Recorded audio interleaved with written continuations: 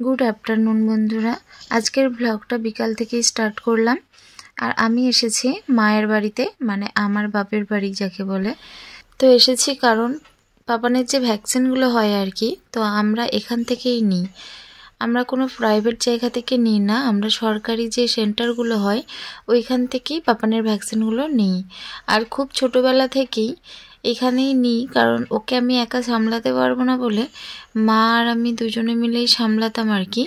সেই জন্যে এখান থেকেই আমি ভ্যাকসিনগুলো নিই। তো সেই সেন্টার থেকে ফোন করেছিল কয়েকদিন আগেই, আমি গিয়ে এসেছিলাম এখানে আমার টেট পরীক্ষার জন্য, সেটা তোমরা দেখেছো আমার মিনি ব্লগে। তো আমি আবার আসলাম, ওরা ফোন করেছিল, বলল যে 15 থেকে 16 মাস বয়সে ওর যে ভ্যাকসিনটা হবে ওটা মানে ওর বয়স হয়ে গেছে আর কি, ওটা তো বাকি আছে, ওটা নিতে হবে। তো আমরা বললাম হ্যাঁ কেন নেব না। তো তার জন্যই এখানে এসেছি। তো কাল বিকালে আমরা চলে এসেছি, আর আজ 10টা থেকে 10:30টার মধ্যে ওকে ডেকেছিল দেওয়ার জন্য। তো দেখো চলে এসেছি, আর ওর অবস্থাটা দেখো কীরকম কাঁদছে। সত্যি বলতে এই সময়টা না আমারও খুব চিন্তা হয়, দেখো কীরকম কষ্ট লাগে, কাঁদছে ছেলেটা। আমি কোনোদিনই ওকে নিয়ে ইঞ্জেকশন দিতে বসিনি, আসলে ভয় তো একটু আছে, বাট আবার ওর যে কষ্টটা সেটা যেন আমি নিজে অনুভব করি, এরকম ব্যাপারটা হয়ে যায় আর কি। তো সব মায়েরাই তার বাচ্চাদের কষ্ট অনুভব করে আমি জানি, কিন্তু প্রথমবার কি হয়েছে, 1 মাসে যখন ভ্যাকসিনটা নিয়েছিল আর কি, তখন ও একদিক থেকে কাঁদছে আর একদিক থেকে কাঁদছি আমি, কেননা ওর খুব কষ্ট হচ্ছিল, আমি দেখেই বুঝতে পারছিলাম। আর পাটা খুব ফুলে গিয়েছিল। 9 মান্থে যে 4টে ইঞ্জেকশন হয়েছিল তার মধ্যে কোনোটাই খুব বেশি ব্যথা হয়নি, কিন্তু এই মাসে বলে দিয়েছে এই বাঁ পায়ের যেটা দিয়েছেন আর কি, ওটা প্রচণ্ড ব্যথা হবে। সেম মানে 1 মাসে যেটা দিয়েছিল সেই রকম টাইপের জ্বরটা হতে পারে। আর এটা দেখো, এটা হচ্ছে আমার ভাই মানে মামার ছেলে, ও ভয় লাগছে বলে ওকে মা বুঝিয়ে বুঝিয়ে ইঞ্জেকশান দিচ্ছে, ওর হচ্ছে 16 বছরের ইঞ্জেকশান নিচ্ছে ও।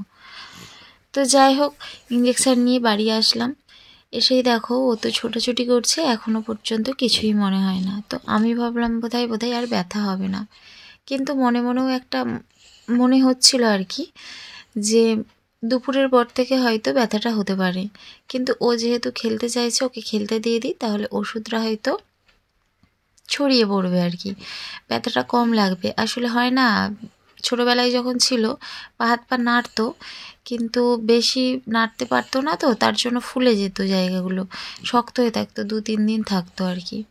তো সেই জিনিসটা ভেবে ওকে ছুটতে দিলাম। তো দেখো যেটা ভয় পাচ্ছিলাম সেটাই, বিকালবেলা ঘুম থেকে উঠেছে, বেচারি আর পা তুলতে পারছে না, প্রচণ্ড ব্যথা।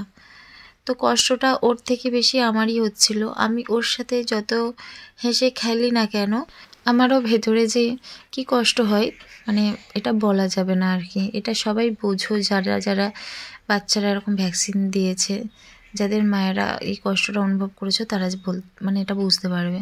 তো ও দেখো এই যে এইখানটা ব্যথা করছে, ও বারবার চেপে চেপে দেখছে আর করছে যে কি হয়েছে আমার এখানটাতে, কি হয়েছে, মানে বারবার দেখছে চেপে চেপে আর ওঠার চেষ্টা করছে। তো যাই হোক, ওকে ওরকম দেখে বাবা একটু বাইরে নিয়ে ঘুরতে গেল। আর যে ছেলে সকালে কিনা এত দৌড়াদৌড়ি এত ছুটাছুটি করলো, সেই ছেলে না একেবারে ঝিমিয়ে পড়েছে। ওকে দেখে মানে আর কিছুই করতে ভালো লাগলো না, সেই জন্য আর কোনো ভ্লগ কিছুই সারাদিন আর করতে পারিনি। তাই যা একটু ওকে নিয়েই করেছি সেটাই তোমাদের আমি 3 দিন ধরে মানে ওকে নিয়ে না প্রায় 2 দিন আমি বসেছিলাম। ওর রাতের দিকেও জ্বর আসতো, আর মানে 5-6 ঘন্টা পর পরই 2-3 বার এরকম জ্বর এসেছে।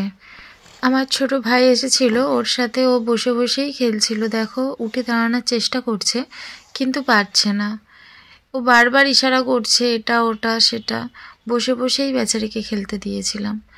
আর দেখো শুয়ে শুয়েই খেলছে সন্ধেবেলা।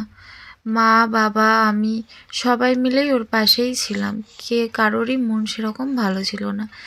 হয়তো সেই রকম অসুস্থতা না, কিন্তু এরকম কষ্ট পাচ্ছে ছেলেটা দেখে কারোরই মনটা ভালো ছিল না।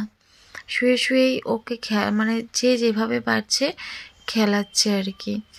তো রাতের দিকে ওকে আমি হালকা একটু খাইয়েও দিয়েছিলাম, বেচারি 2 দিন খুব ভালো করে খেতে পারেনি, খাবার যতটা নিয়েছি তার অর্ধেকও খায়নি। শুয়ে শুয়ে বসতেও পারে না, পিঠে এরকম 2-3টে বালিশ দিয়ে হালকা করে বসিয়েছি।